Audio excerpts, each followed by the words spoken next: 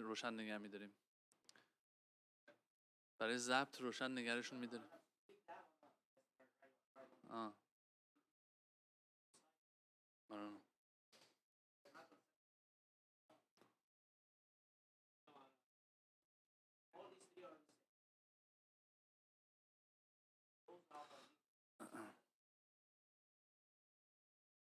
Is it visible or not?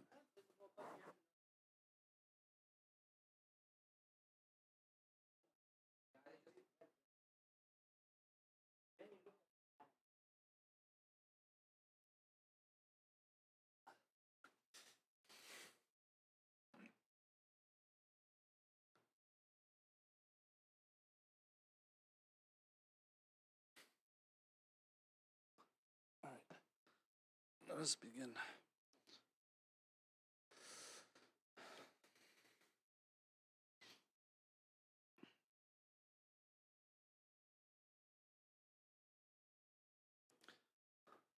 Ready?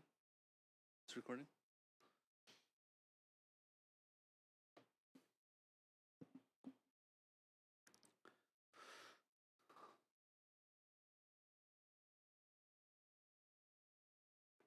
Are we ready, Bilal?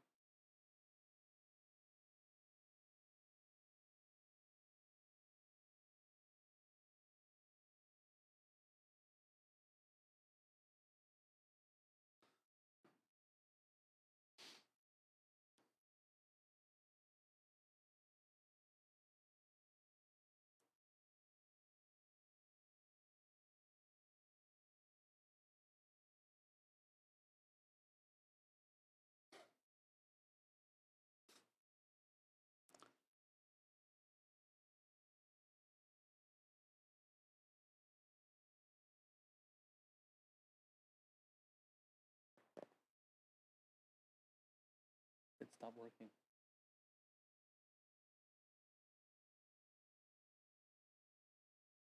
Okay, it's working.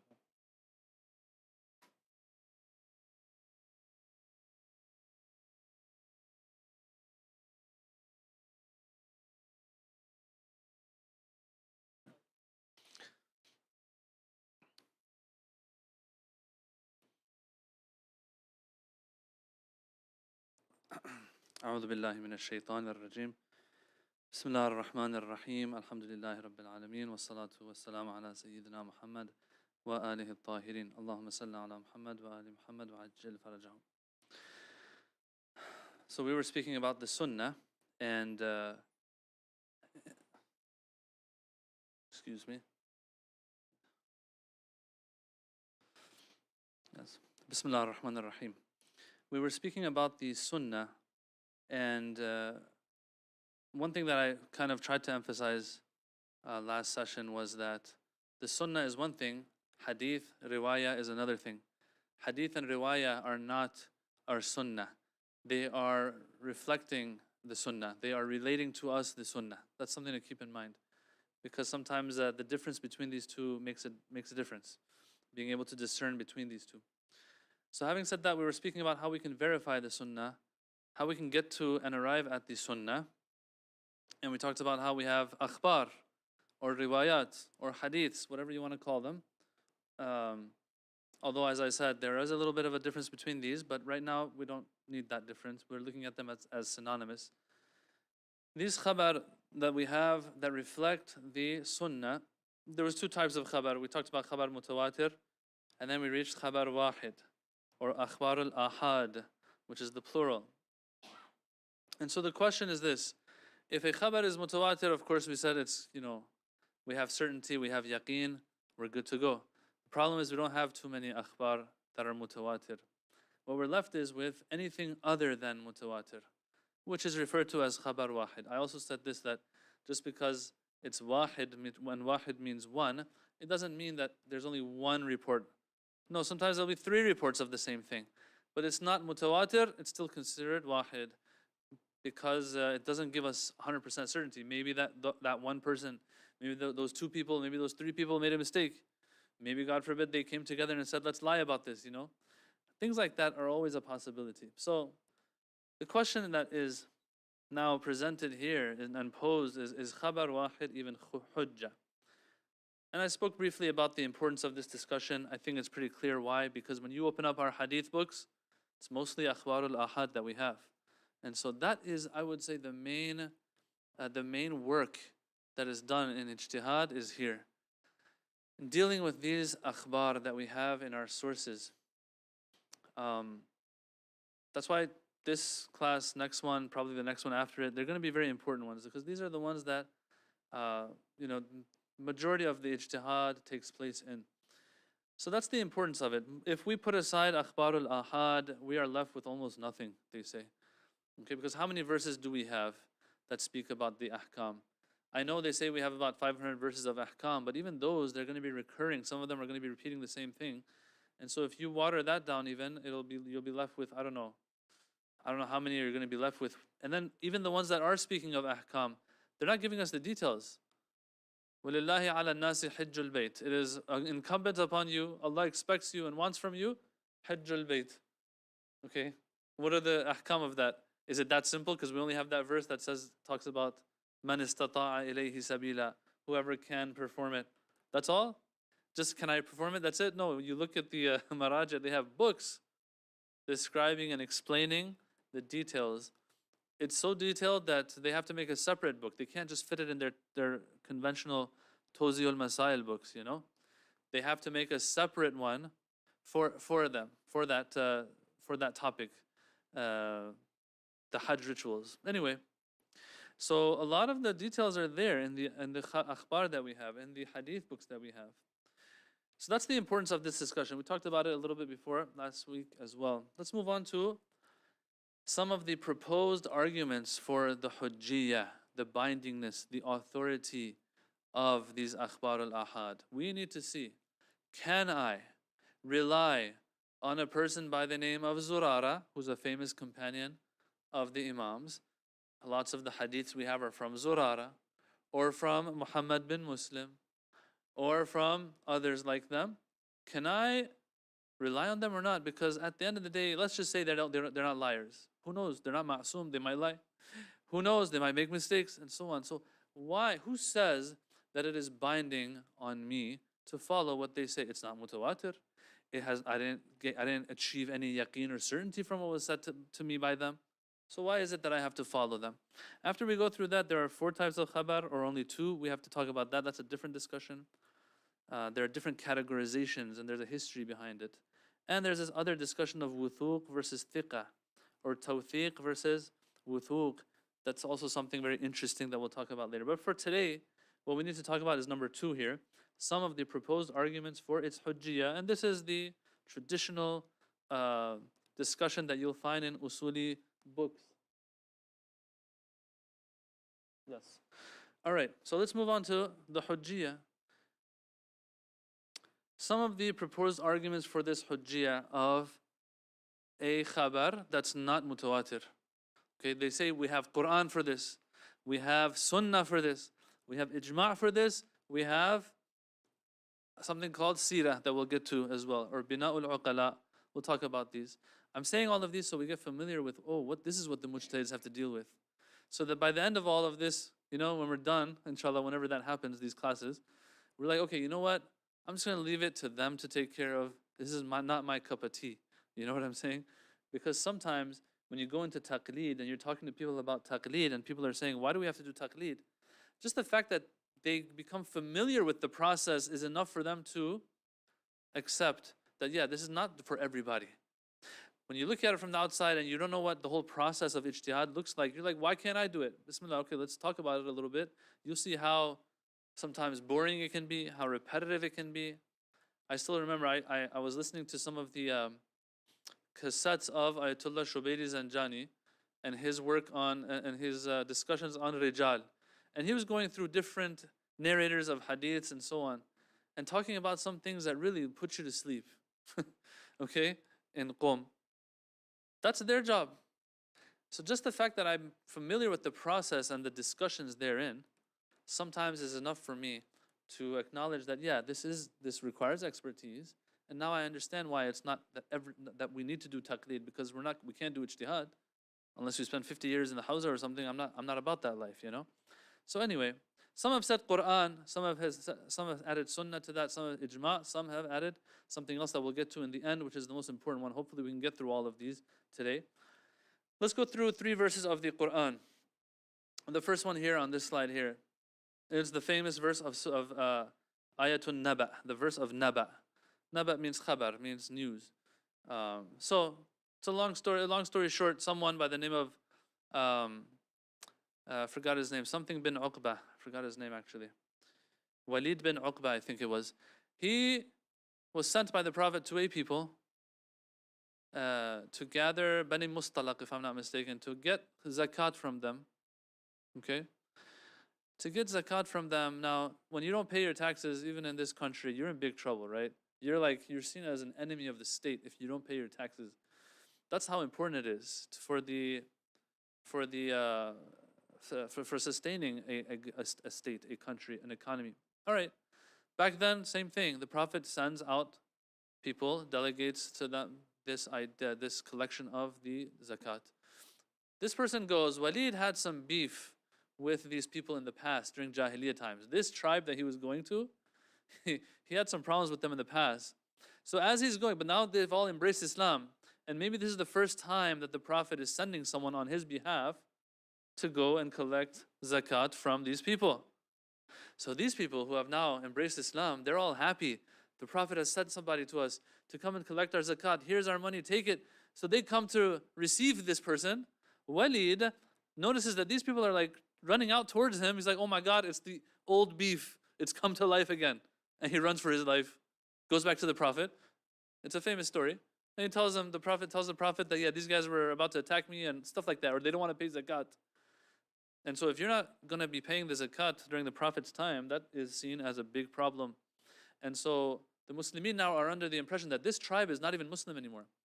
Long story short, there are some details, and there are different stories here that they've said. This is the most famous one, this Sha'n al-Nuzul that they've mentioned for it. Long story short, they're about to go fight these people, and they were about to get killed by the Prophet's army. This verse was revealed, that, oh, you who believe, if a fasiq, this Walid was a problematic individual. He was a fasiq. Fasiq means a person who sins, very comfortably sins and doesn't have a problem with it at all. If a fasiq comes to you with some news, verify it. Yeah? Don't just rush into reaction. Why? Lest you should visit harm on some people. You're about to kill people as a result of the lie, or let's not even say lie, maybe it was a mistake. He thought they were going to kill him based on the context he was in, right? But if he had not been a fasiq individual, he would have understood that I have to take precaution and not just say things when I'm not sure about them. But a fasiq doesn't do that, right? A fasiq could care less what the ramifications are of what they do, right? So this person is a fasiq. He's come to you with news. If you rush into doing something based on what that person has said, you can cause some major harm on people. Lest you should visit harm on some people out of ignorance and not knowing the truth of the matter. Jahala. And then you become regretful of what you have done. Okay, so how does this verse have to do with khabarul wahid? All right? Well, they explain. They say, look, what did the verse say? There are different ways that they've used this verse. I'll just share one of them, just so we can scratch the surface and get an understanding of what these mujtahideen have to deal with. They say, look, didn't the verse say if a fasiq brings it to you, this news, that you should verify? What does that mean? When you say if a fasiq comes, then what's the opposite of that? That means if that person is not fasiq, aka adil, are you supposed to verify? Not necessarily. That means what? Khabarul wahid, from a reliable person that's adil. Someone is giving you news, take it.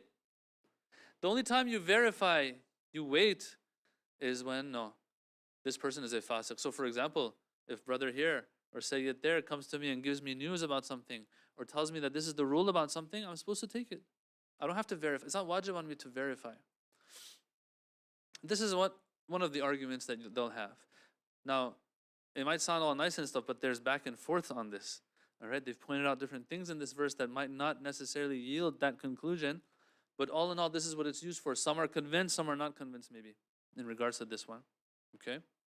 The next verse is the verse of Ayatun Nafr. Sure. Mm-hmm.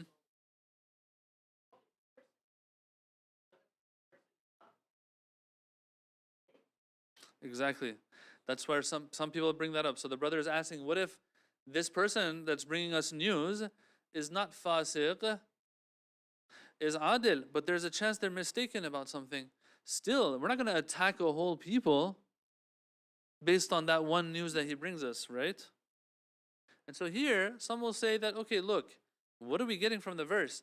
The verse didn't say that if someone brings you any news, no, if anyone brings you any news, it said fasiq. So it's letting us know the news is not the problem, the fisq is the problem. This verse could have been worded another way. It could have said, why is it that when one person brings you something, you take it? Doesn't matter, fasiq or adil. The fact that it's one person should be enough for you to dismiss or at least verify. But the thing is that it puts its finger on fasiq. So this shows that in and of itself, if someone brings me news, it's not a problem unless there is something else that doesn't allow me to take it. So a person who's reliable and trustworthy, when they bring me news, in and of itself, it's not a problem. Now, sometimes this news is brought by a fasiq, we put it aside. Sometimes it's brought by an adil. Do we take it? In and of itself, we could, but if it has to do with something very significant and sensitive, still we need to verify. So for example, in this case, even if an adil had brought the news, probably the verse would have still not counted here or applied here, because this person is bringing you news. If you're going to react to that based on that, you have to go kill people. No, you have to make sure. These are umur muhimma, they call them. Umur muhimma, you have to do ihtiyat in them. But what the verse is trying to get to us is that the nature of a khabar wahid is not problematic, right? If there's something else that pushes you to have to verify, you have to verify. If it's a fasiq that's bringing it, verify. If it has to do with umur muhimma, even if it's adil, still verify. Okay? But if it's about, najasa tahara, one person says, Imam as-Sadiq said this. This is a khabar wahid from a reliable person. There's no reason to verify anymore, more than that. The fact that they are truthful, trustworthy, reliable people telling us, and it's not umur muhimma, we take it. Clear? Yes, brother.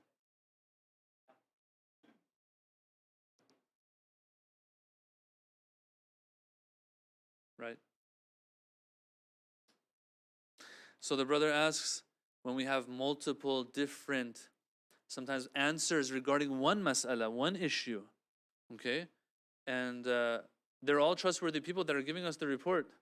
What about there? Yeah? This is where, inshallah, we'll get to it probably later, but this is its own discussion. One of the biggest, and some say this is the hardest part of ijtihad, is when you have ta'arudul adillah, when you have contradicting reports from reliable people. What are we supposed to do?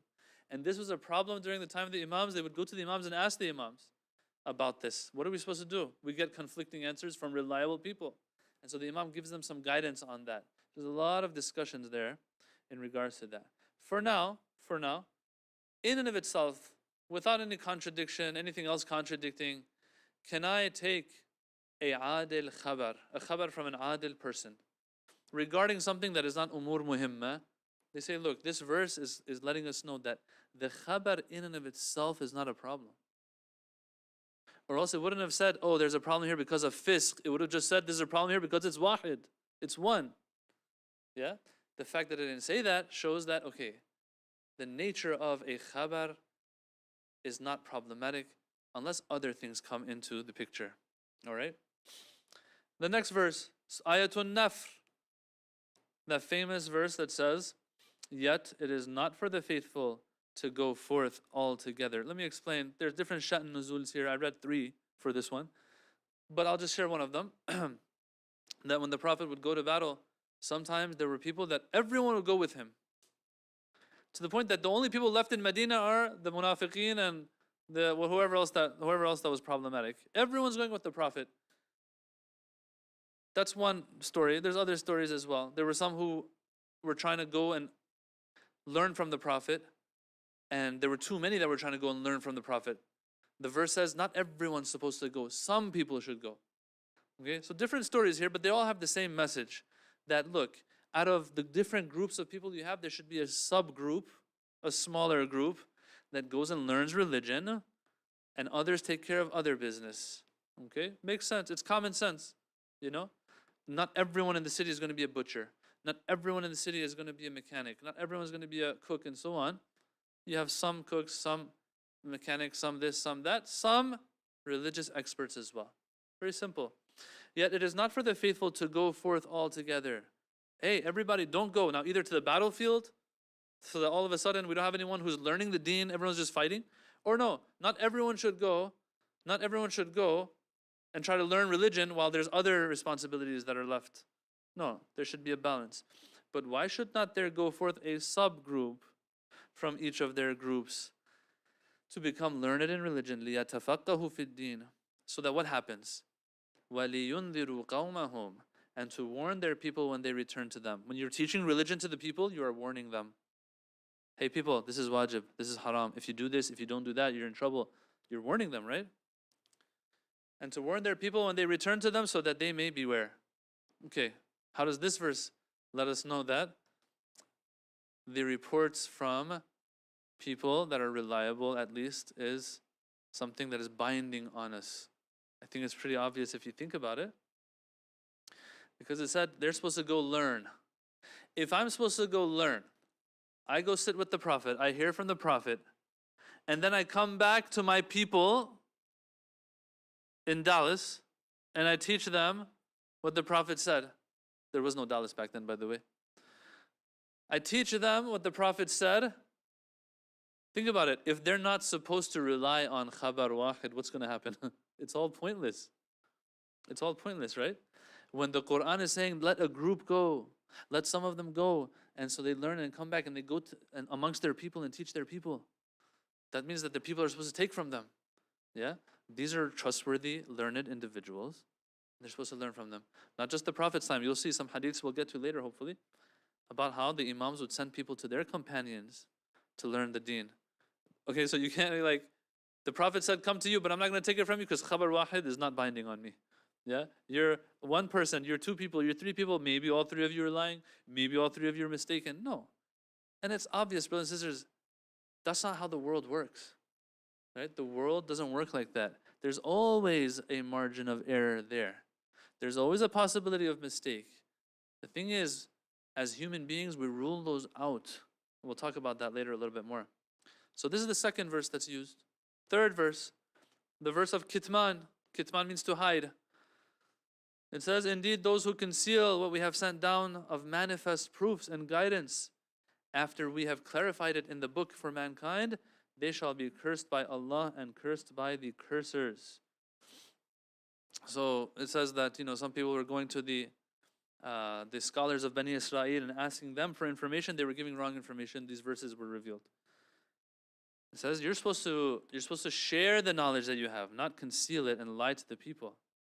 Once again, just like the second verse, this verse also, they've used it very similarly. They say, okay, look, if you're supposed to go, they're not supposed to hide it from you, and you're supposed to ask them for the information.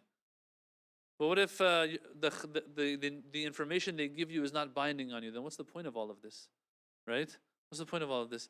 Allah is telling them, don't conceal, reveal to the people, share with them, but they're not allowed to take from you because it's not mutawatir. It's not 50 of them that are giving this information, it's just one of them. So khabar wahid doesn't count. No.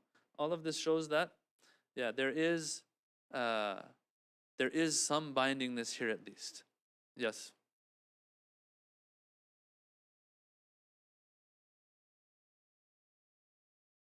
Yeah, mutawatir.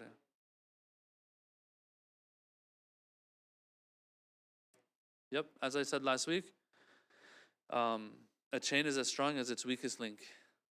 So if you want mutawatir, all of the links in the chain have to be mutawatir. Yeah. If you think about it, it's like a chandelier, right? A chandelier is hanging by a chain of 5 links. All four out of those 5 are made of titanium, but one of them is made out of I don't know, some weak material. Doesn't matter what the other 4 links are made of, right? That one link that's weak is enough to bring the whole thing down. Same thing with reports. If you want it to be mutawatir, either have minimal links, but if you have more than one link, All of them have to be very strong. 50, 40, 30, whatever the number is that brings certainty to you. Correct? All right, so these are verses of the Quran. There's back and forth. All in all, you do get a feeling, though, I want to say, that yeah, in and of itself, and by nature, when a trustworthy individual relates something to us, yeah, there is no reason to dismiss it, and it can be binding on us. But more than that, what we have is, by the way, we're doing this in like 10 minutes. These are things that these mujtahideen spend days and weeks on, maybe sometimes in their discussions, right? All right, let's go to the sunnah now, though. The sunnah. And using the sunnah to prove that, yeah, we can follow solitary reports that reach us. Okay? Not only can we, but we have to. Well, first things first, we can only use khabar mutawatir for this. It's obvious, right? If I want to prove that I can follow khabar wahid, can I bring khabar wahid to prove that I can follow khabar wahid? That's a circular argument, right? It's called dawr. I can't do that. I have to have something stronger that proves that. So I'll have to have Quran, as we tried. Or if I'm going to go to sunnah, it has to be a sunnah that's mutawatir. Okay? For me to be able to rely on khabar wahid. So, if I'm going to go to sunnah, sunnah had different types. Sunnah had khabar mutawatir, sunnah had khabar wahid. If I'm going to go to sunnah to prove that I can follow khabar wahid, I need khabar mutawatir of sunnah for that purpose. Once again, this is common sense. Okay? You can't go to someone who says they're a prophet and follow them because they said they're a prophet. Someone else has to prove that they're a prophet, right? It's always like that. Here also, same thing. So that's number one. If you remember, we had different types of mutawatir though. What were they? One was lafzi, one was ma'nawi, one was ijmali. So the best one is the lafzi one. Man kuntu mawla. But we said, how many of those do we have? Not too many. Okay? We'll have only like a handful maybe, where the lafz, the text, and the wording is almost identical in all of the different reports of a mutawatir report. Man kuntu mawla. Inni tarikun fikum al-thaqalain. These ones, okay? We don't have too many. What are we left with? Mutawatir ma'nawi, mutawatir ijmali. Sometimes you will have a lot of different things that are not the same in their wording, but they're giving you the same message. And this is what some have argued we have when it comes to the sunnah. Because remember, we're after mutawatir in any form. They say we have mutawatir ma'nawi or ijmali, whichever one you want to call it. Oh yeah, well what do we have? This is where a person by the name of Sheikh Ansari, he's huge by the way, to the point that they call him a Sheikh al-A'dam, the grand Sheikh. Okay? When you say a Sheikh al-A'dam, or when you just say a Sheikh, the Sheikh, in the Hawza, one or two people come to mind. Either it's Sheikh Tusi or Sheikh Ansari. Okay? Sheikh al-Ansari, which is from the past, maybe he lived I think 150 years ago-ish.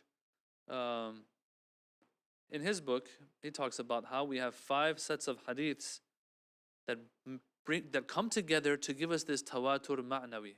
They're not the same. The topic they're talking about is not the same topic necessarily.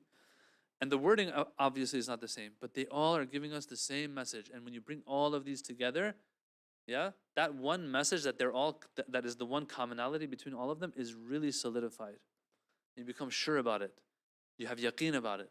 This is what he says. He says, I'm convinced. What are those? These different sets of hadiths. The first one is the hadiths that tell us how to deal with conflicting hadiths. Remember, 5 minutes ago you brought this up, brother? Yeah? The conflicting hadiths.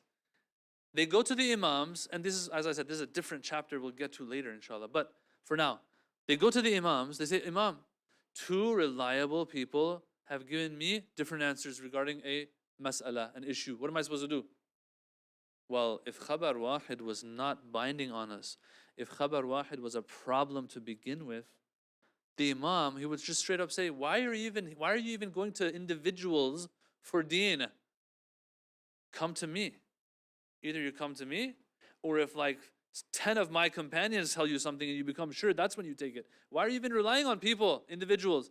Did the imam say that? No. In these hadiths where the people go to the imams, they say we get conflicting reports. What are we supposed to do?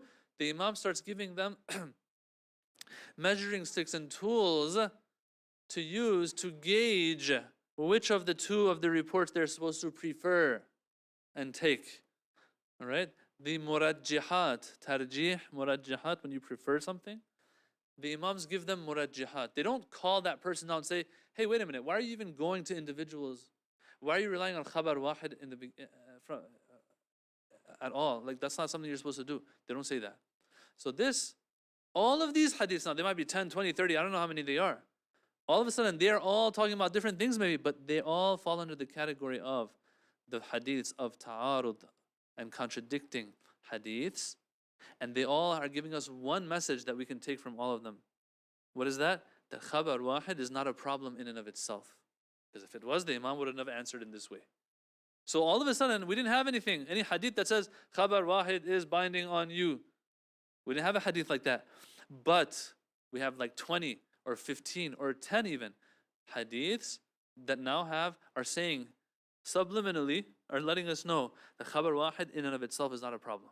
All right, what else do we have? That's one set. Another set of hadiths that we have are the ones where the imams are referring narrators to the companions of the imams. So these people come to the imam, and the imam says, hey, go to so-and-so and learn from him. Hear my hadiths from him. Or go and get the ruling from him. See what he says. But Imam, you're sitting right there in front of me. Just give me the answer. So here, by the way, in parentheses, this is where the imams are trying to, it seems, even establish, forget about, is khabar wahid binding on me or not. No, they're trying to establish the culture of relying on khabar wahid. Of course, if it's a reliable individual, learned individual. This is the argument of Shaykh Ansari here. So he says, look at the second set. I'll give you two examples of this. It says that the Imam told someone that had come to him, إِذَا أَرَدْتَ حَدِيثًا فَعَلَيْكَ بِهَذَا الْجَالِسِ. When you need a hadith, go to this person that's sitting right here. Zurara was sitting there. All right. So someone had come to the Imam. The Imam said, hey, if you ever need hadiths, go to this guy. But Imam, khabar wahid is not hujjah. How dare you? No, it's hujjah apparently. That's why the Imam would answer in this way. Did the Imam say in this hadith, khabar wahid is hujjah? No, he didn't. But that's the message we're getting. And we will put this in the same bag as that first set, all right, of hadiths. Or another one that we have. It says, لما قال له عبد العزيز ابن المهتدي. Someone by the name of Abdul Aziz bin al-Muhtadi, he says to the Imam, ربما أحتاج ولست ألقاك في كل وقت. That it might sometimes happen, that's the wording I have here now. I feel like I might have dropped a word here. But anyway, ربما أحتاج. So there might be times that I'm in need, obviously in this context, in need of a fatwa or a hadith, a ruling. But لست ألقاك, I can't see you. I don't have access to you في كل وقت, all the time. أفا يونس ibn عبد الرحمن ثقة. Yunus ibn Abd al-Rahman, that famous companion of Imam al-Rida and I think Imam al-Kadhim, can I go to him and ask him, is he thiqa, reliable? أخذ عنه معالم ديني, I take the teachings of my deen from him. He's not infallible. He's not a mutawatir. He's not this and that. How dare you? The Imam says, Naam. The Imam says, yes, you may. The Imams understand we live in a real world, okay? A real world, there's no choice but to do things like this. There's no other way. You think the Imam doesn't know that these people might make mistakes? Yeah, but that's the best we can do. So that's the second set of hadiths where they are referring people to their companions for that. Third set, the hadiths that speak in general, not about those people who come to the Imam and the Imam refers them to his companions, but all in all, the hadiths that speak about how you have to go to experts, you have to go to scholars, you have to go to hadith narrators, you have to go to reliable people and ask them your questions.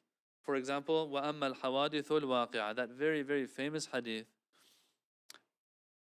where the Imam, the 12th Imam, is writing to someone who was asking him certain questions.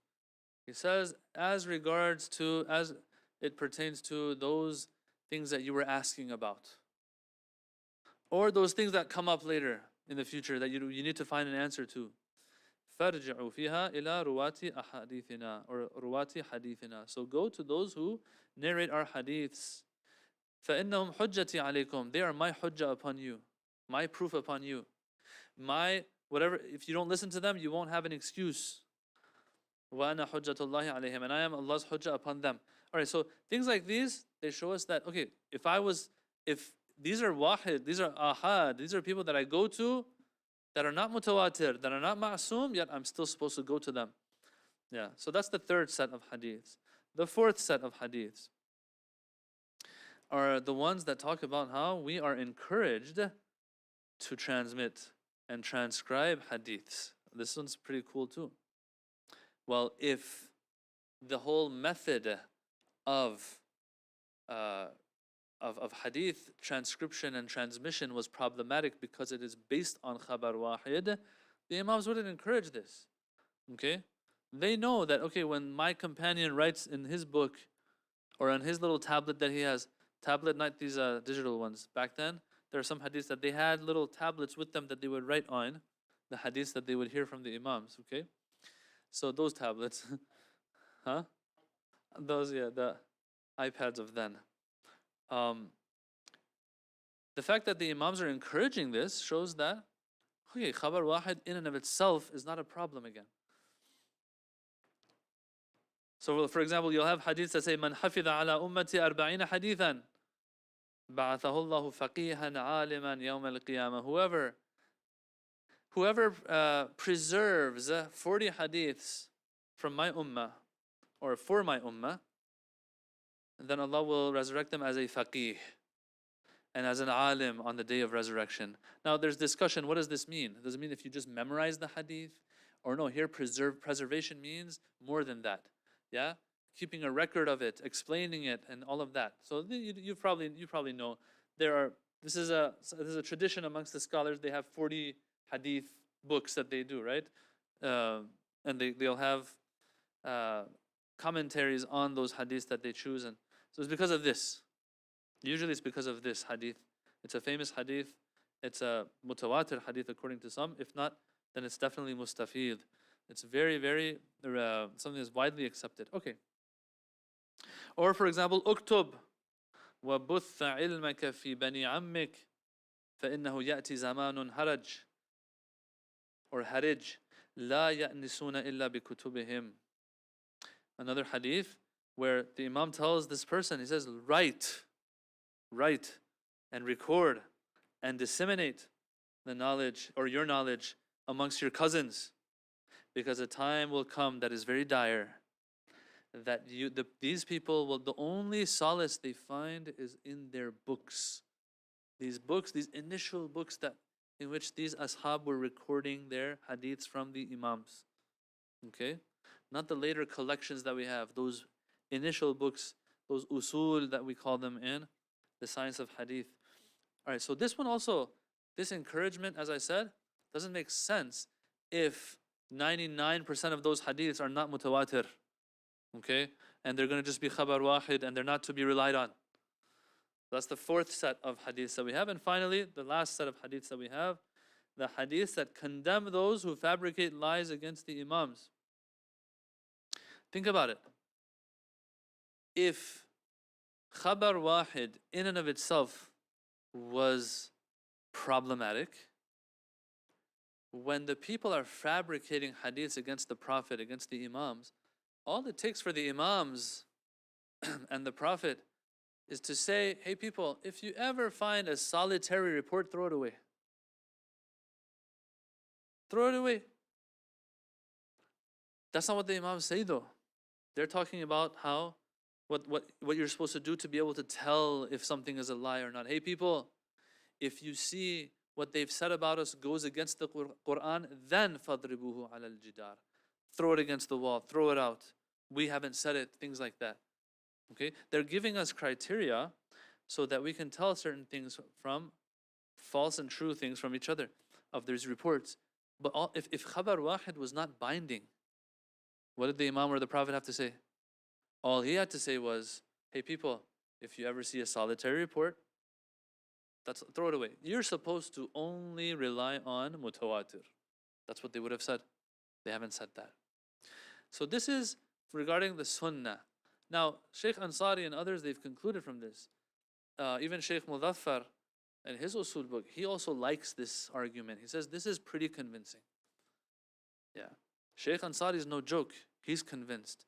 And he says that no, what we get from all of these, when we put them together, although this one was talking about ta'arud, that one was talking about referring people to scholars and whatnot. This one's referring to lying against the imams and so on. These are all different topics, but they do have one message. And then he says there's more than this.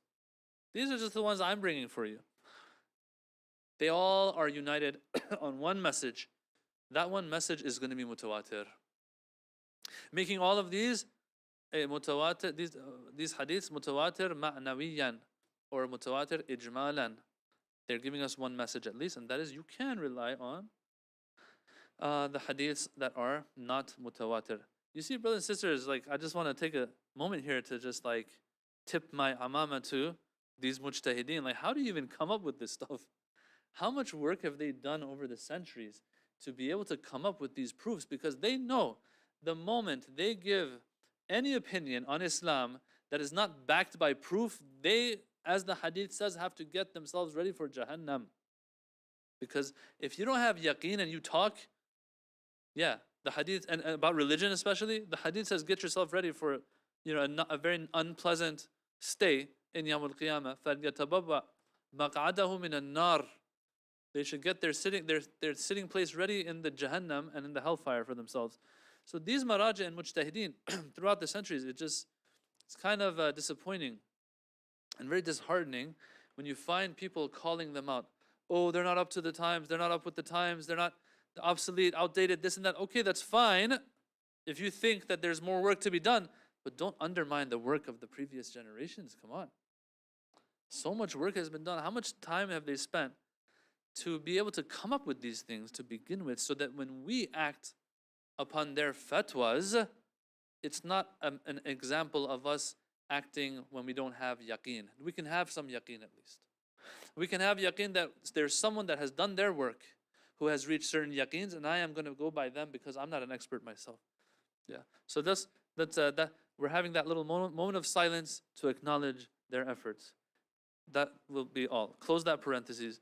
Let's move on now to the third reason why khabar wahid can be hujjah and binding. And that is the matter of ijma'. So brothers and sisters, we have a problem here though. Let me first explain what ijma' is. You all know what ijma' probably means. Ijma', consensus, the fact that all of the scholars of the nation come together, or a certain time come together, and they say, look, we all agree that this is the rule of God. That is the basic explanation or definition of ijma', but man, are there details that we'll leave for some other time, because right now we're talking about sunnah.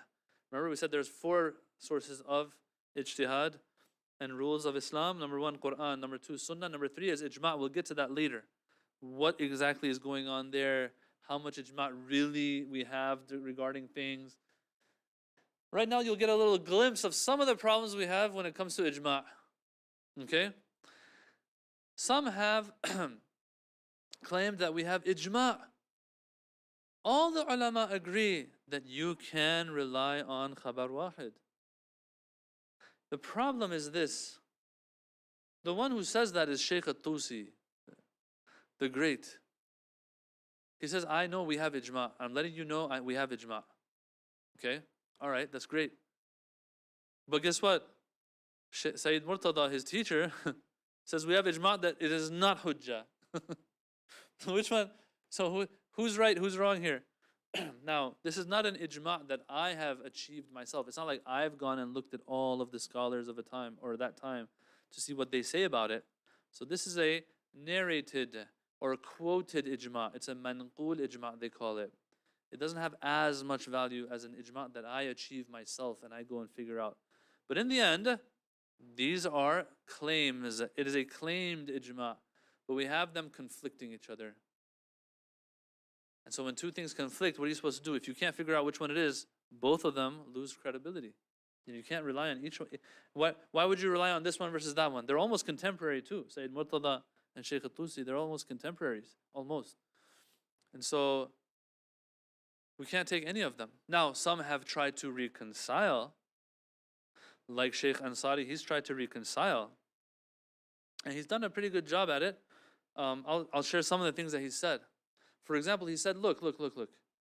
When Sayyid Murtada says, Khabar wahid, inna khabar al-wahid, la yujibu ilman, wala amalan.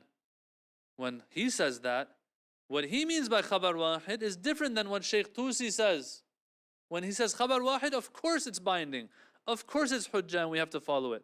He says, we're talking about two different things here, not the same thing. And so if you can prove that the Khabar wahid that Sayyid Murtada was talking about is different than the Khabar wahid that Sheikh Tusi was talking about, then we're good. This ijma' will help us a little bit, or to a good extent. But if we can't figure it out, then we're stuck again. And the whole thing goes down the drain. So he says, look, when Sayyid Murtada says Khabar wahid is not hujjah, he's maybe talking about the khabar that reaches us from our counterparts, from our mukhalifin, those who are not from the Shi'i school of thought. That khabar is not to be taken. When he says it's not binding, that's the one he's talking about. But Shaykh Tusi, when he says it is binding, he's talking about when it comes from a Shia, thiqa, reliable individual. They're talking about two different things, although they've used the same word, he says. Or for example, when Sayyid Murtada says Khabar wahid is not binding, is not authoritative, what is meant is that if it's transmitted from Shia, but not reliable Shia, let's say, or from unreliable sources altogether, while Tusi is talking about reliable ones. Sayyid Murtada has left it general, he said, and so he's trying to reconcile here. But yeah, I can't just say, oh, this is what he probably meant. I have to have proof. And so Sheikh Ansari knows that, and I think he probably brings some proof somewhere. But all in all, yeah, because Sheikh Ansari himself is one of the ones who calls out the ones who reconcile hadiths that might seem contradictory without proof. He says, oh, this hadith, this is what it's talking about, and that one is talking about something else. How do you know? No, maybe these are just two contradictory ones and one of them made a mistake. You can't just start justifying things and explaining them when you don't have proof for it. You have to have proof, textual proof, or some type of context clue that allows you to have such an interpretation, okay? Now, I'll give you the good clue later though, I'll leave that for the end, that shows that they must have meant something else here, okay? We'll get to that though. So he says that this is maybe what is meant by it. I really like that you pointed that out though, brother. That you are cognizant of this matter. That, yeah, you can't just start justifying things, because nowadays that's what everyone does. Oh, this verse said this, but this is what it means. Okay, bismillah, show me the proof. The proof is the feeling that person has. This is not the Islam that I can follow, right? Well, maybe Islam doesn't want you to follow it then, because that's not what the text is saying. Either you just put the text aside, or if you're going to go to the text, you have to remain loyal to the text. Okay? Anyway, so he had two explanations for what Khabar wahid might mean in the dictionary of Sayyid Murtada, and because of that, it's different than what Shaykh Tusi had in mind. So he's messing with the definition of Sayyid Murtada of Khabar wahid. He also says, if you don't want to touch Sayyid Murtada's definition though, we can go and mingle with and mess with the definition of Shaykh Tusi of Khabar, and say when he says it is binding, what he means by it is that it's the one that has enough surrounding clues that pushes you to the point where you reach a tranquility and calmness in your heart that, yeah, the Imam must have said this. When Shaykh Tusi says it is binding on you, it's not just a khabar wahid in a vacuum, stripped of all context clues and surrounding qara'in, as they say. No, what he's saying is keeping in mind those, which book this came in, which narrators it has, how many other scholars have narrated the same hadith. These kinds of clues sometimes push a khabar wahid from being wahid to one that gives us yaqeen, all right? Or itmi'nan, as they say, okay? So maybe that's what he meant by it, he says. That's another one. And there are other things that he says as well. I'm not going to get into all those details. This is not a usul al-fiqh class that we're having. I'm just trying to take away all hope from us that we can do ijtihad because it's so hard. I think this scratching the surface should be enough to an extent, okay? But now here, this is that main clue, brother, that shows that one of these guys must have meant something else. And it must have been Sayyid Murtada and some of the other ones that have followed his footsteps. like Ibn Idris and others. What is that clue? The fact that Sayyid Murtada and Ibn Idris, they themselves, their fiqh is also based on khabar wahid. So when Sayyid Murtada is following khabar wahid, when he's following khabar wahid, but at the same time he says you cannot follow khabar wahid, it shows that when he says you can't follow khabar wahid, what he means by it is a specific type of khabar wahid. Not just any khabar wahid, even if there are other clues around it and so on. He's probably talking about the problematic ones.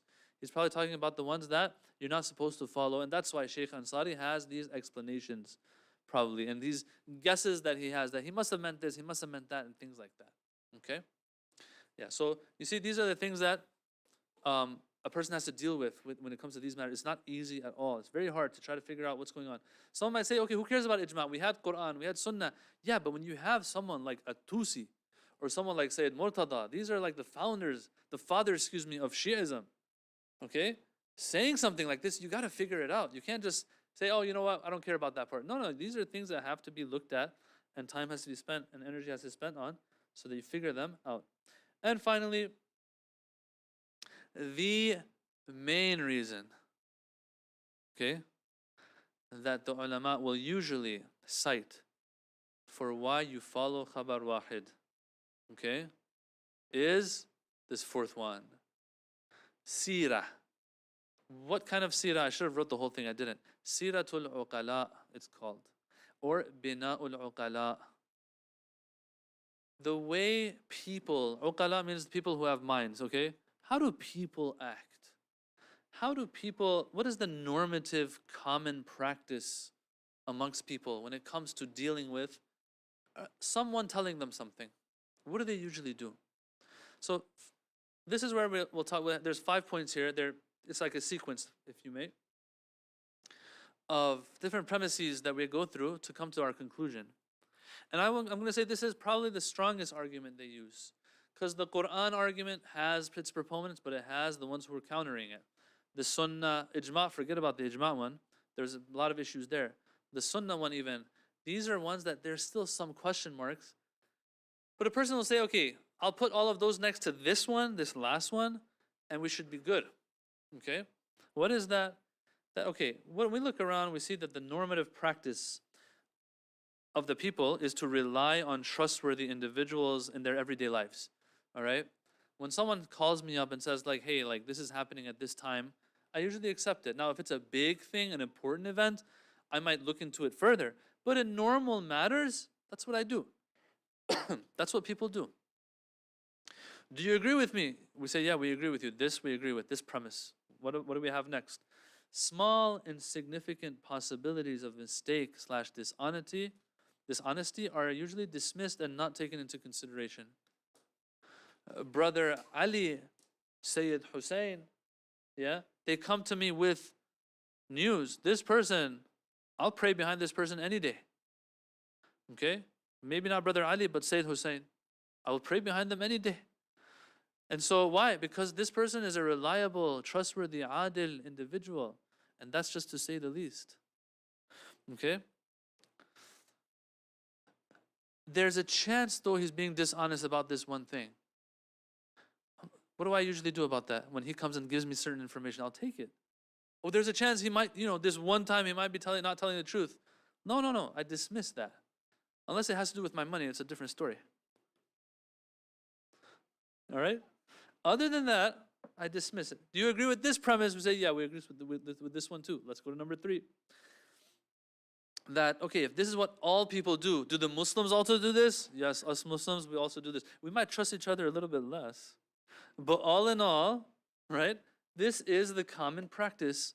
Muslim, non-Muslim, atheist, this, that. If you know somebody, and you know they don't lie to you, that's about it. You take what they tell you, right? Number 4. The Sharia, on the other hand, has not given us an alternative way of learning the deen. Right? It didn't say sit at your home, say a certain dhikr 40 times, and the first thing that enters your heart regarding whether lobster is halal or not is what the rule is. It didn't tell us to do something like that. It didn't say to do ghusl ahkam, so that once you do the ghusl, the ahkam come to you.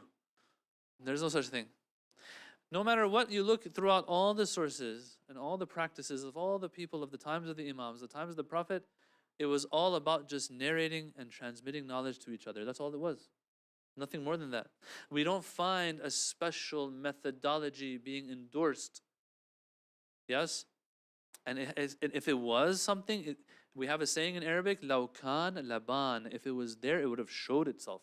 Because the Imams would have made sure that this reaches us. Not just one report that says, yeah, do this dhikr 48 times and sit under the sun and you will learn the ruling from God. Yeah? It's not going to be something like that. If that's what they want us to do, again and again, and people are going to be asking about it too, and these reports will reach us. That someone went to the Imam and said, are you sure 48 times I say the zikr? What if I say it 38 times? And then 5 minutes later I say the 10 more. You know, and all these other questions. Do I have to have wudu for this? Do I have to do ghusl before it? Is there a turikat namaz? Maulana, what's the niyat for this one?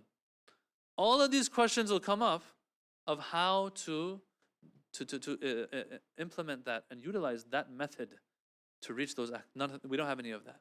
We don't have any of that anywhere. So the Sharia hasn't established a special way of transmitting Islamic knowledge either. Yeah, there might be certain guidelines. Hey, take it from a reliable person, but that's something that normal people do. So even if the Sharia says take it from reliable people, what's it really doing? It's just echoing that common practice that the people were doing. And finally, if Islam had this is the most important one, by the way. If Islam had a problem with this method of transmission of knowledge, it would have definitely made it clearly known. Just like how we have lots of hadith that tell us, hey, you can't use the method of qiyas for ahkam, for learning religion.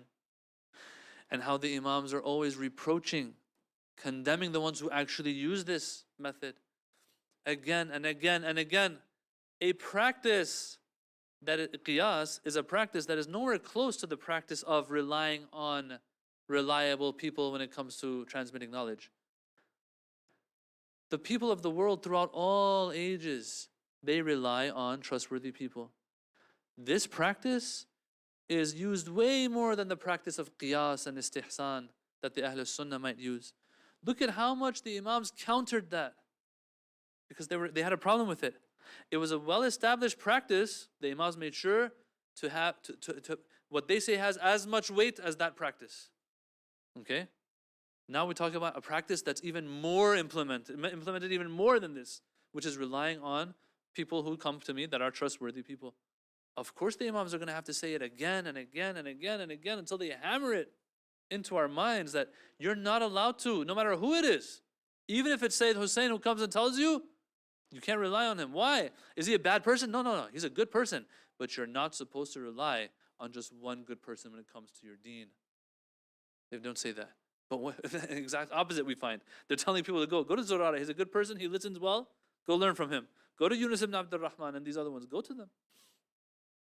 So these come together, and this is called the dalil of Siratul Uqala, the common practice of people, plus lack of the Imams or the Prophet dismissing this method equals hujjiyah of khabar wahid. But not just any khabar wahid. They've told us that it has to be reliable and all of that. As a matter of fact, this is also part of the common practice of the people. The people don't rely just on anyone. What do they rely on? Trustworthy people, reliable people. And so that is what they say the Sharia has also signed off on. That yes, you can follow these people as well. Where is that signature though? The fact that it hasn't dismissed it and told us we're not allowed to use it is its signature. Okay? And so with that, these are the main discussions regarding khabar wahid. Now, there are other discussions, a lot more. As I said, the conflicting reports. Tasamuh fi adillatis sunan. Can I follow weak reports when they have to do with mustahabbat? Can I follow a reliable person when he's telling me something other than the ahkam of the religion? They're telling me history. They're telling me beliefs and aqaid. Can I follow them in that? There are different opinions here. What's for sure is, what we covered is, when it comes to the do's and don'ts of the religion, because we are after hujjah, and I'll talk about this next week more. We've talked about it in the past. A faqih is after hujjah. Remember, we said he's not after the real rule that God has in his knowledge. We don't have access. We don't have access to that. He's trying his best to get there through the different binding proofs, the hujjahs that he can. If this person after hujjah, there's hujjah here. But can I say, oh, I'm going to follow this person in history. They're reliable. So whatever they say about history, I have to follow. There's no, here you're after the truth. You're not after hujjah anymore. So there's some discussions here that we have to have in regards to these matters. But that's for some other classes, inshallah, that we'll have, in the ensuing classes that we'll have. Any questions before we end? All right. Walhamdulillahi Rabbil Alameen. Wassalamu alaikum wa rahmatullah. Salawat.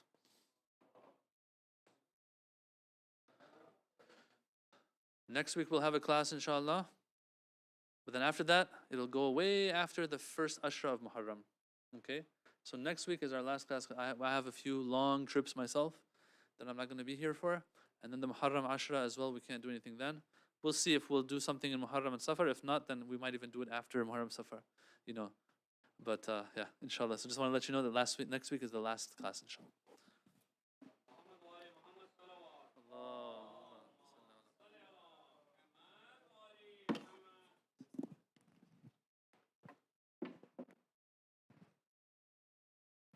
أعوذ بالله من الشيطان الرجيم بسم الله الرحمن الرحيم إن الله وملائكته يصلون على النبي يا أيها الذين آمنوا صلوا عليه وسلموا تسليما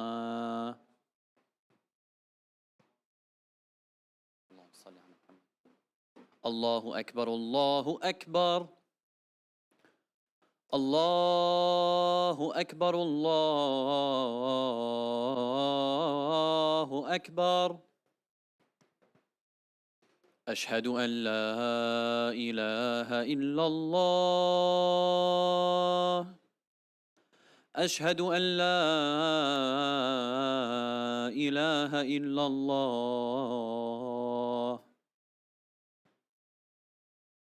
أشهد أن محمدًا رسول الله أشهد أن محمدًا رسول الله وأن عليًا ولي الله حي على الصلاة حي على الصلاة حي على الفلاح حي على الفلاح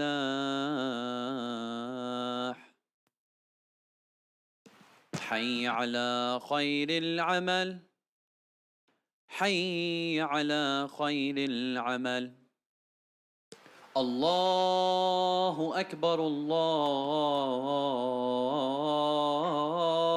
أكبر لا إله إلا الله لا إله إلا الله اللهم صل على محمد وآل محمد.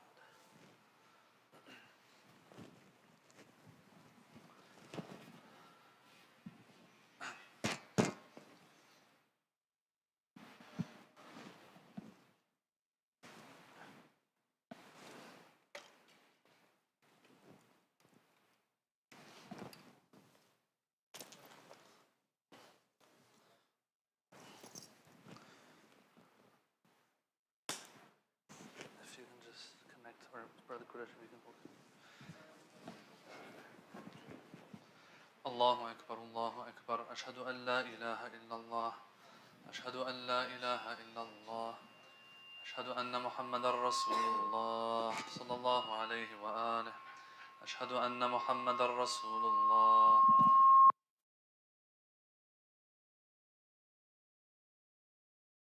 Hujjatullah. Salawatullahi wa salamuhu.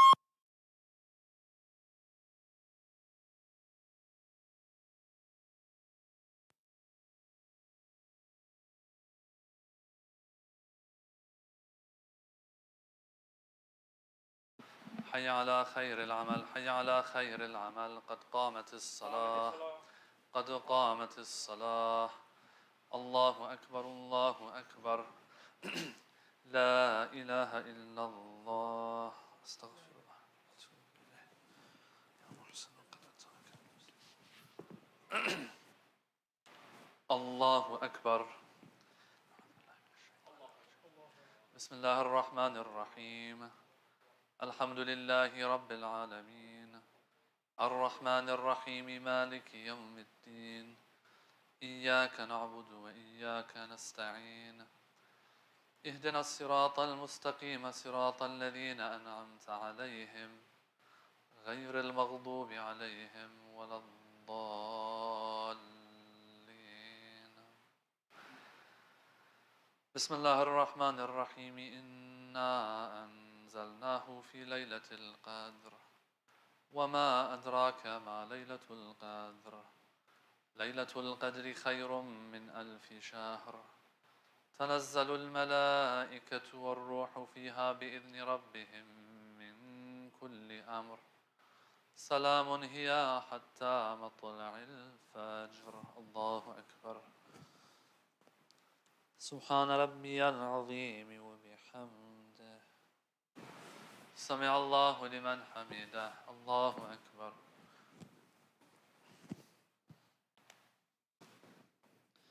سبحان ربي الأعلى وبحمده الله أكبر أستغفر الله الله أكبر سبحان ربي الأعلى وبحمده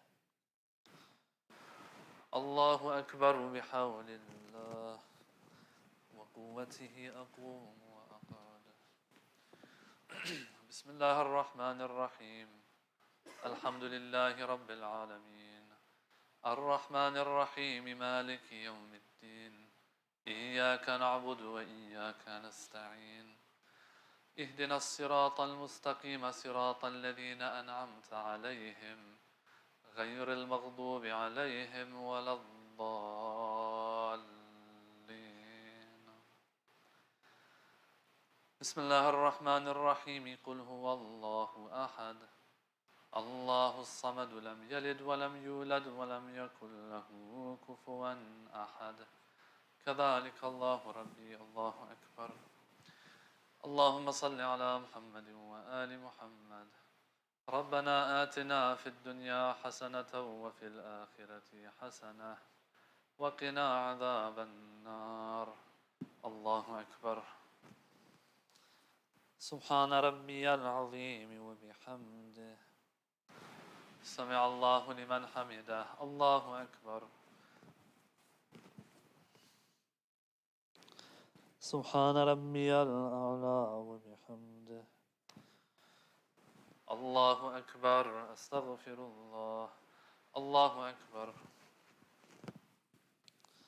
سبحان ربي الأعلى وبحمده الله أكبر الحمد لله أشهد أن لا إله إلا الله وحده لا شريك له وأشهد أن محمدًا عبده ورسوله اللهم صل على محمد وآل محمد بحول الله وقوته أقوم وأقعد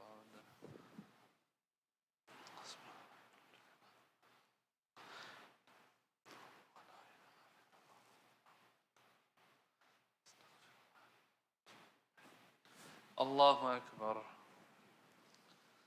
سبحان ربي العظيم وبحمده سمع الله لمن حمده الله أكبر سبحان ربي الأعلى وبحمده الله أكبر أستغفر الله الله أكبر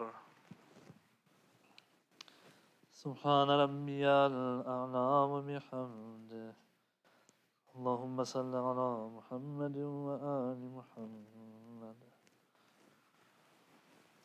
الله أكبر الحمد لله أشهد أن لا إله إلا الله وحده لا شريك له وأشهد أن محمدا عبده ورسوله.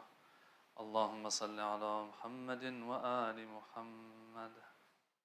السلام عليك أيها النبي ورحمة الله وبركاته. السلام علينا وعلى عباد الله الصالحين. السلام عليكم ورحمة الله وبركاته.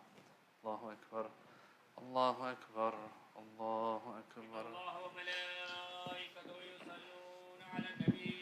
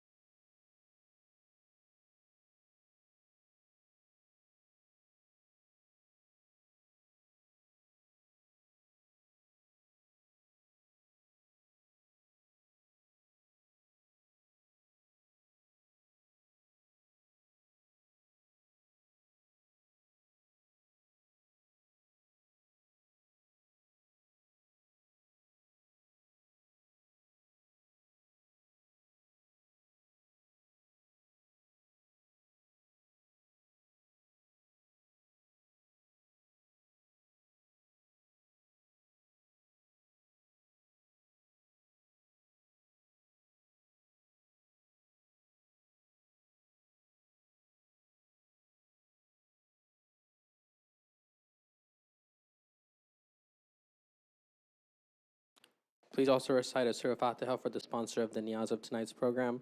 I will be the Asal Swab of Sherbanu Ashik Ali. Please recite a Surah Fatiha.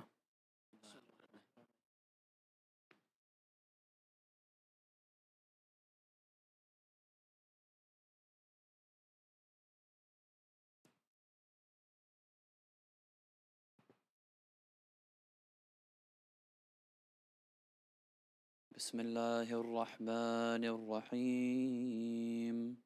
اللهم صل على محمد وآل محمد.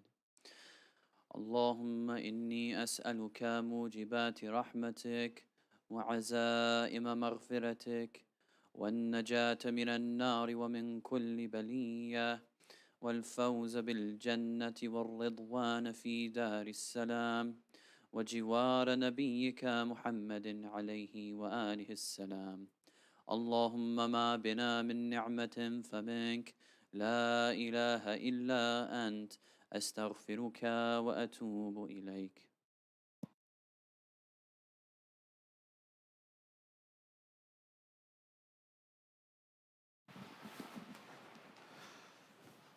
الله أكبر الله أكبر. أشهد أن لا إله إلا الله أشهد أن لا إله إلا الله أشهد أن محمد رسول الله صلى الله عليه وآله. أشهد أن محمد رسول الله صلى الله عليه وآله. أشهد أن عليا ولي الله وأنه حجة الله صلوات الله وسلامه عليه. حي على الصلاة حي على الصلاة حي على الفلاح حي على الفلاح حي على خير العمل حي على خير العمل. قد قامت الصلاة قد قامت الصلاة. الله أكبر الله أكبر. لا إله إلا الله. الله أكبر. بسم الله الرحمن الرحيم. الحمد لله رب العالمين الرحمن الرحيم مالك يوم الدين. إياك نعبد وإياك نستعين اهدنا الصراط المستقيم صراط الذين أنعمت عليهم غير المغضوب عليهم ولا الضالين. بسم الله الرحمن الرحيم. والعصر إن الإنسان لفي خسر إلا الذين آمنوا وعملوا الصالحات وتواصوا بالحق وتواصوا بالصبر. الله أكبر.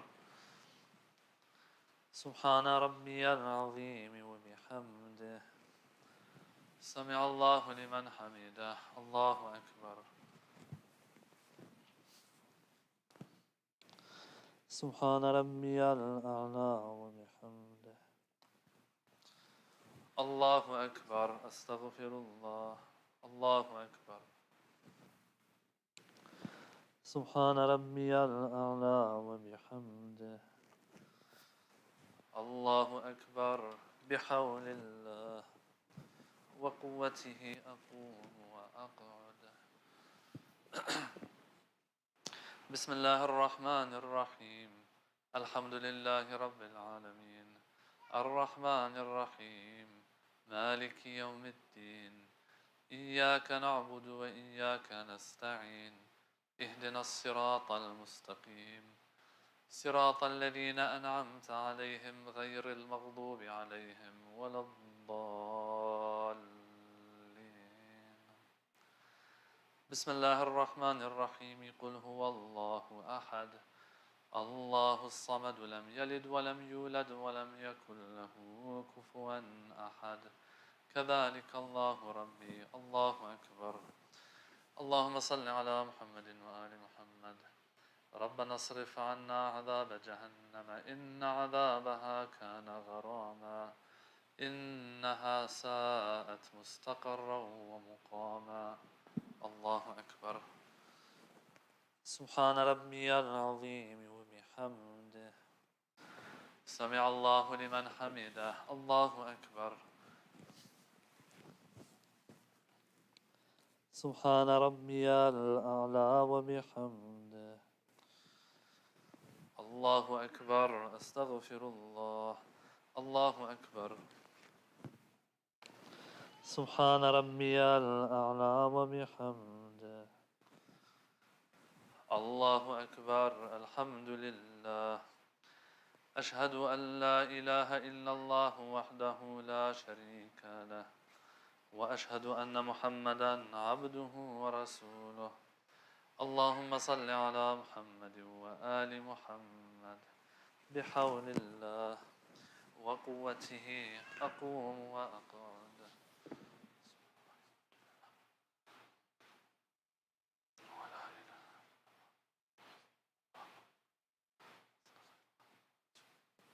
الله أكبر.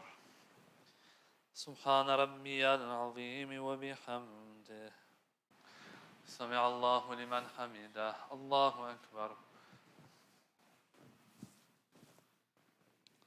سبحان ربي الأعلى وبحمده. الله أكبر. أستغفر الله. الله أكبر. سبحان ربي الأعلى وبحمده. الله أكبر. بحول الله وقوته أقوم وأقعد.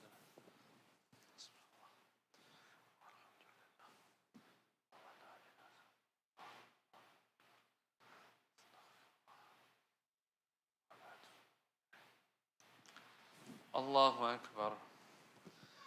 سبحان ربي العظيم وبحمده. سبحان الله. سمع الله لمن حمده. الله أكبر. سبحان ربي الأعلى وبحمده. الله أكبر. أستغفر الله.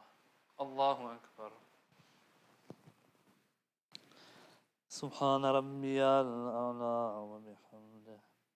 اللهم صل على محمد وآل محمد. الله أكبر. الحمد لله. أشهد أن لا إله إلا الله وحده لا شريك له وأشهد أن محمدا عبده ورسوله. اللهم صل على محمد وآل محمد.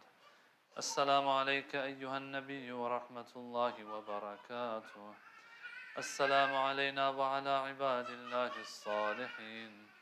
السلام عليكم ورحمة الله وبركاته. الله أكبر، الله أكبر، الله أكبر. إن الله وملائكته يصلون على النبي.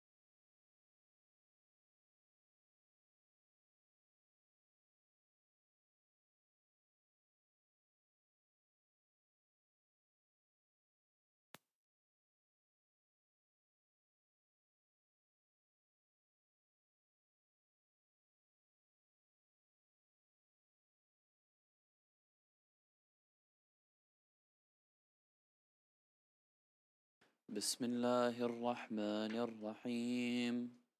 اللهم صل على محمد وآل محمد.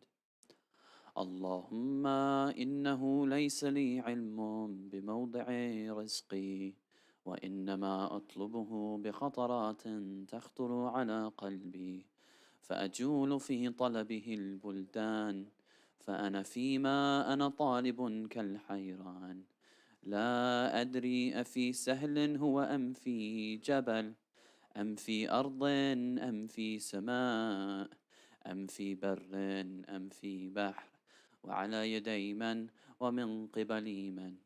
وقد علمت أن علمه عندك وأسبابه بيدك، وأنت الذي تقسمه بلطفك وتسببه برحمتك. اللهم فصل على محمد وآل محمد، واجعل يا رب رزقك لي واسعا، ومطلبه سهلا، ومأخذه قريبا، ولا تعنني بطلب ما لم تقدر لي فيه رزقا، فإنك غني عن عذابي، وأنا فقير إلى رحمتك. اللهم فصل على محمد وآله، وجد على عبدك بفضلك، إنك ذو فضل عظيم.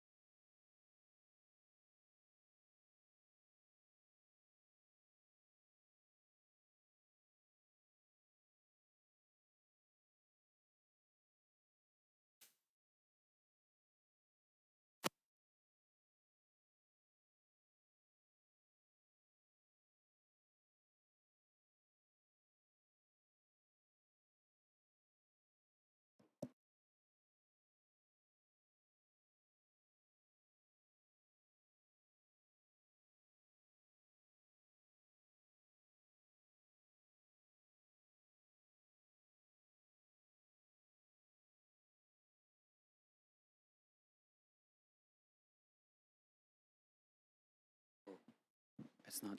Oh, there it is. أفلح من صلى على محمد وآل محمد. اللهم صل على محمد. بسم الله الرحمن الرحيم. اللهم صل على محمد وآل محمد.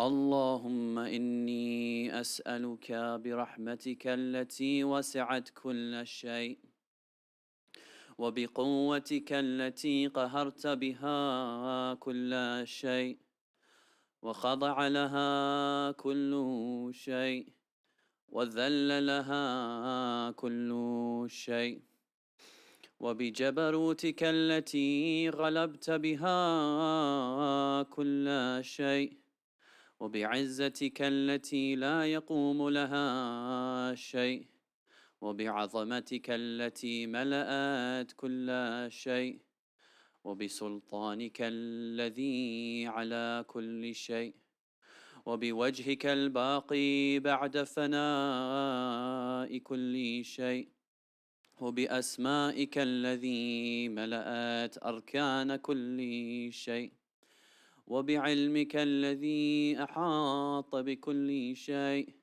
وبنور وجهك الذي أضاء له كل شيء. Together.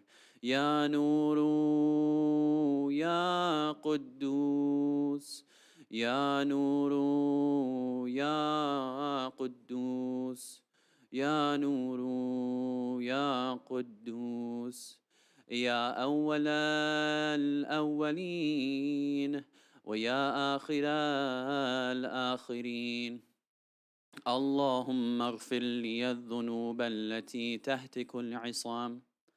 اللهم اغفر لي الذنوب التي تنزل النقام.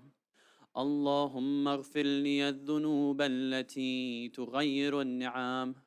اللهم اغفر لي الذنوب التي تحبس الدعاء. اللهم اغفر لي الذنوب التي تنزل البلاء. اللهم اغفر لي الذنوب التي تقطع الرجاء. اللهم اغفر لي كل ذنب أذنبته وكل خطيئة أخطأتها. اللهم إني أتقرب إليك بذكرك وأستشفع بك إلى نفسك وأسألك بجودك وكرمك أن تدنيني من قربك وأن توزعني شكرك وأن تلهمني ذكرك. اللهم إني أسألك سؤال خاضع متذلل خاشع أن تسامحني وترحمني وتجعلني بقسمك راضيا قانعا وفي جميع الأحوال متواضعا. اللهم وأسألك سؤال من اشتدت فاقته وأنزل بك عند الشدائد حاجته وعظم فيما عندك رغبته. اللهم عظم سلطانك وعلى مكانك وخفي مكرك وظهر أمرك وغلب قهرك وجرت قدرتك ولا يمكن الفرار من حكومتك. اللهم لا أجد لذنوبي غافرة ولا لقبائحي ساترة ولا لشيء من عملي القبيح بالحسن مبدلا غيرك. لا إله إلا أنت سبحانك وبحمدك. Together.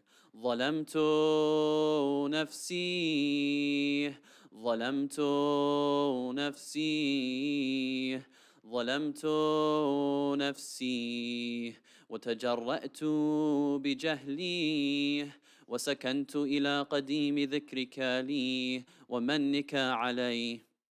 اللهم مولاي كم من قبيح سترته وكم من فادح من البلاء أقلته وكم من عثار وقيته وكم من مكروه دفعته وكم من ثناء جميل لست أهلا له نشرته.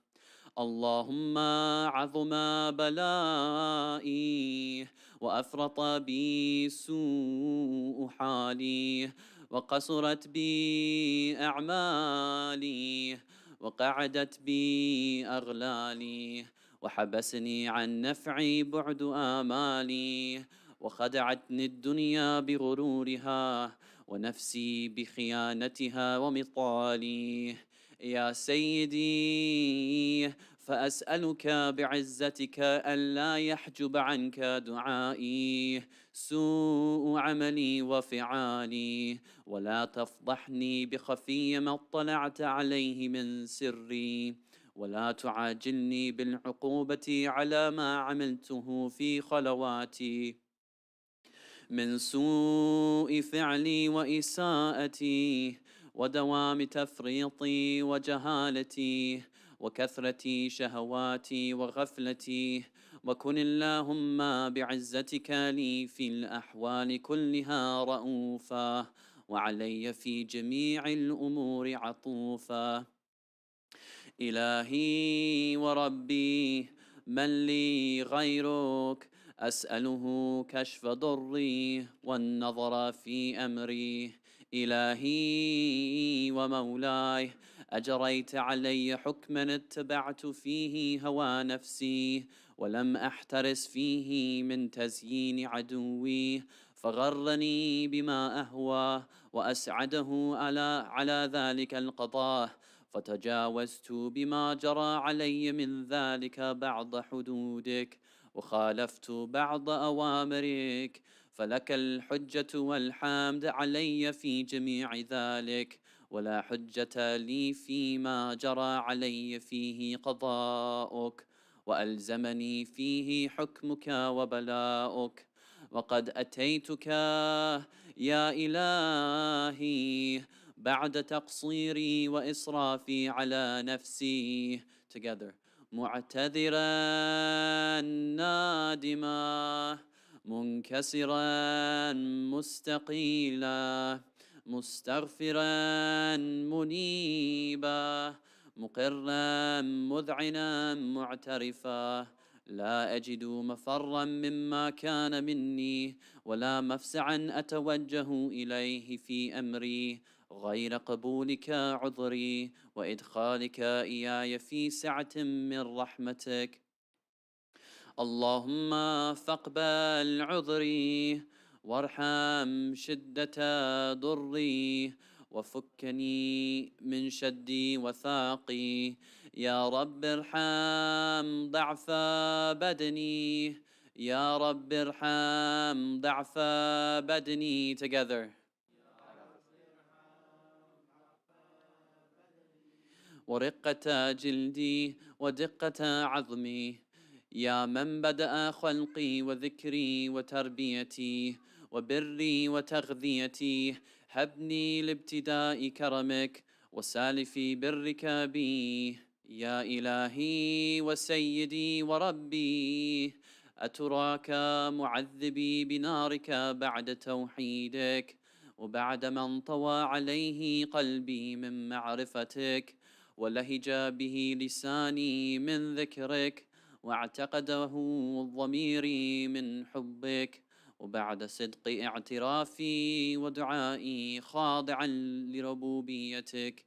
هيهات أنت أكرم من أن تضيع من ربيته أو تبعد من أدنيته أو تشرد من آويته أو تسلم إلى البلاء من كفيته ورحمته.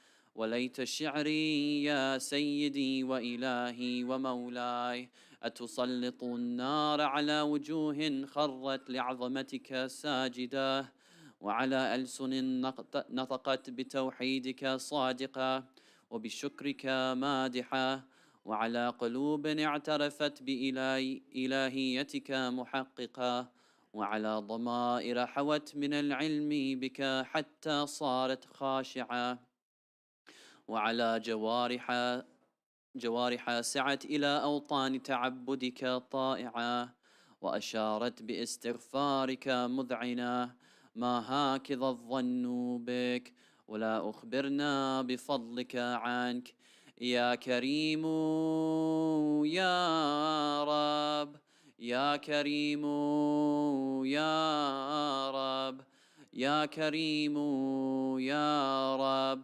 وأنت تعلم ضعفي عن قليل من بلاء الدنيا وعقوباتها وما يجري فيها من المكاره على أهلها على أن ذلك بلاء ومكروه قليل مكثوه يسير بقاؤه قصير مدته فكيف احتمالي لبلاء الآخرة وجليل وقوع المكاره فيها وهو بلاء تطول مدته ويدوم مقامه ولا يخفف عن أهله لأنه لا يكون إلا عن غضبك وانتقامك وسخطك وهذا ما لا تقوم له السماوات والأرض يا سيدي فكيف بي وأنا عبدك الضعيف الذليل الحقير المسكين المستكين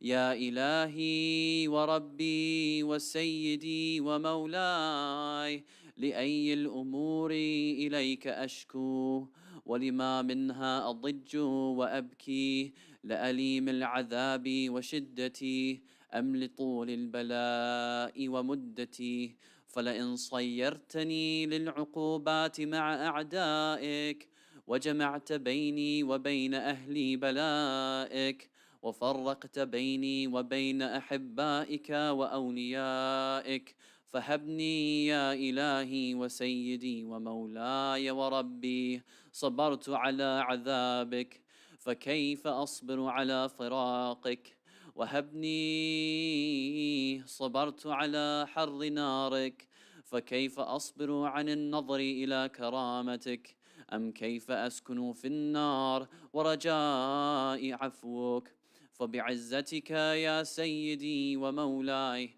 أقسم صادقا لئن تركتني ناطقا لأضجن إليك بين أهلها ضجيج الآملين ولأصرخن إليك صراخ المستصرخين ولأبكين عليك بكاء الفاقدين ولأنادينك أين كنت يا ولي المؤمنين يا غاية آمال العارفين together يا غياث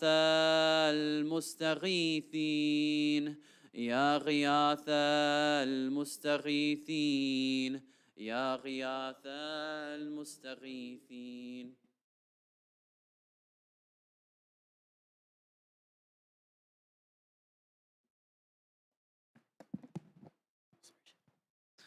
يا حبيب قلوب الصادقين ويا إله العالمين أفتراك سبحانك يا إلهي وبحمدك تسمع فيها صوت عبد مسلم سجن فيها بمخالفته وذاق طعم عذابها بمعصيته وحبس بين أطباقها بجرمه وجريرته وهو يضج إليك ضجيج مؤمل لرحمتك ويناديك بلسان أهل توحيدك ويتوسل إليك بربوبيتك يا مولاي فكيف يبقى في العذاب وهو يرجو ما سلف من حلمك أم كيف تؤلمه النار وهو يأمل فضلك ورحمتك أم كيف يحرقه لهيبها وأنت تسمع صوته وترى مكانه أم كيف يشتمل عليه زفيرها وأنت تعلم ضعفه أم كيف يتقلقل بين أطباقها وأنت تعلم صدقه أم كيف تزجره زبانيتها وهو يناديك يا رباه أم كيف يرجو فضلك في عتقه منها فتتركه فيها هيهات ما ذلك الظن بك ولا المعروف من فضلك ولا مشبه لما عاملت به الموحدين من برك وإحسانك. فباليقين أقطع لولا ما حكمت به من تعذيب جاحديك وقضيت به من إخلاد معانديك لجعلت النار كلها بردا وسلاما، وما كانت لأحد فيها مقرا ولا مقاما. لكنك تقدست أسماؤك أقسمت أن تملأها من الكافرين من الجنة والناس أجمعين، وأن تخلد فيها المعاندين، وأنت جل ثناؤك قلت مبتدئا وتطولت بالإنعام متكرما. أفمن كان مؤمنا كمن كان فاسقا لا يستوون. إلهي وسيدي، فأسألك بالقدرة التي قدرتها وبالقضية التي حتمتها وحكمتها وغلبت من عليه أجريتها، أن تهب لي في هذه الليلة وفي هذه الساعة كل جرم أجرمته وكل ذنب أذنبته وكل قبيح أسررته وكل جهل عملته، كتمته أو أعلنته، أخفيته أو أظهرته، وكل سيئة أمرت بإثباتها الكرام الكاتبين الذين وكلتهم بحفظ ما يكون مني وجعلتهم شهودا علي مع جوارحي، وكنت أنت الرقيب علي من ورائهم والشاهد لما خفي عنهم، وبرحمتك أخفيته وبفضلك سترته، وأن توفر حظي من كل خير أنزلته أو إحسان فضلته أو بر نشرته أو رزق بسطته أو ذنب تغفره أو خطأ تستره. يا ربي يا ربي يا رب يا ربي يا ربي يا رب يا ربي يا ربي يا رب. يا إلهي وسيدي ومولاي ومالك رقي، يا من بيده ناصيتي، يا عليما بضري ومسكنتي، يا خبيرا بفقري وفاقتي. يا ربي يا ربي يا رب يا ربي يا ربي يا رب يا ربي يا ربي يا أسألك بحقك وقدسك وأعظم صفاتك وأسمائك أن تجعل أوقاتي في الليل والنهار بذكرك معمورة وبخدمتك موصولة وأعمالي عندك مقبولة، حتى تكون أعمالي وأورادي كلها وردا واحدا، وحالي في خدمتك سرمدا. يا سيدي يا من عليه معولي، يا من إليه شكوت أحوالي. يا ربي يا ربي يا رب يا ربي يا ربي يا رب يا ربي يا ربي يا رب. قوي على خدمتك جوارحي واشتد على العزيمة جوانحي، وهب لي الجد في خشيتك والدوام في الاتصال بخدمتك، حتى أسرح إليك في ميادين السابقين وأسرع إليك في البارزين، وأشتاق إلى قربك في المشتاقين، وأدنو منك دنو المخلصين، وأخافك مخافة الموقنين، وأجتمع في جوارك مع المؤمنين. اللهم ومن أرادني بسوء فأرد، ومن كادني فكد، واجعلني من أحسن عبيدك نصيبا عندك، وأقربهم منزلة منك، وأخصهم زلفة لديك، فإنه لا ينال ذلك إلا بفضلك.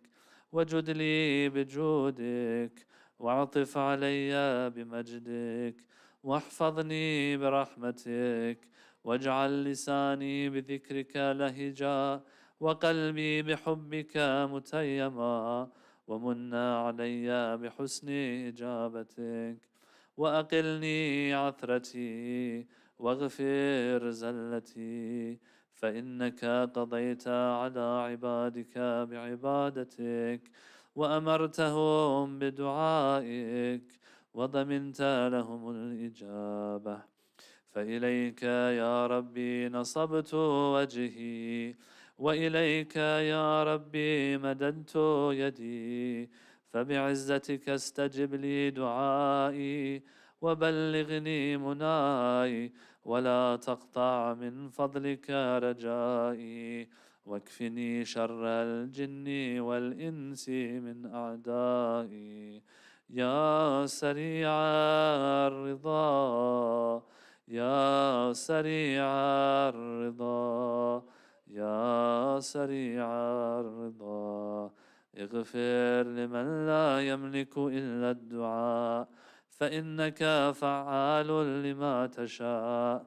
يا من اسمه دواء، وذكره شفاء، وطاعته غنى، ارحم من رأس ماله الرجاء، وسلاحه البكاء. يا سابغ النعم، يا دافع النقام، يا نور المستوحشين في الظلام، يا عالما لا يعلم، صل على محمد وآل محمد، وافعل بي ما أنت أهله، وصلى الله على رسوله والأئمة الميامين من آله، وسلم تسليما كثيرا.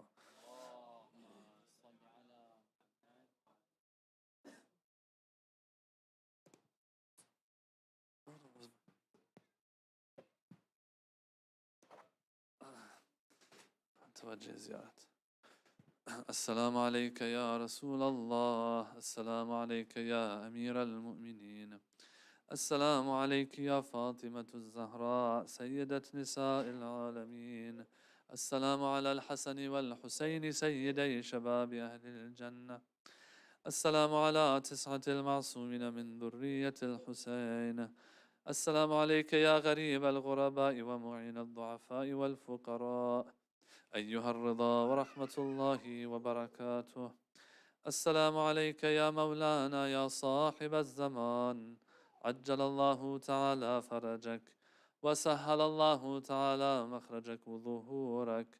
السلام عليكم جميعا ورحمة الله وبركاته.